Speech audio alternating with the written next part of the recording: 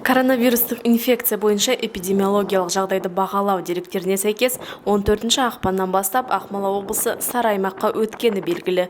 Степногорск қаласы бойынша ағымдағы жылдың қаңтар айының әсіресе соңғы аптасында инфекцияның өсуі байқалды, ал ақпан айынан бастап індеттің төмендеу үрдісі белгіленген. Мәселен, өткен аптада COVID-19-дің зертханалық расталған жағдайлары өткен апталардан қарағанда 1,6 есеге аз анықталды. Десе де мамандардың айтуынша, коронавирустық инфекциямен сырқаттанушылық бойынша эпидемиологиялық жағдай әлі де шиеленісе түсуде. При переходе в желтую или зеленую зону сары немесе жасыл аймаққа ауысқан кезде күшейтілген карантиндік шаралар кемінде 14 күн сақталады. Карантиндік шаралардың жеңілдетілу не жеңілдетілмеуі туралы 22 ақпаннан кейін ғана белгілі болады.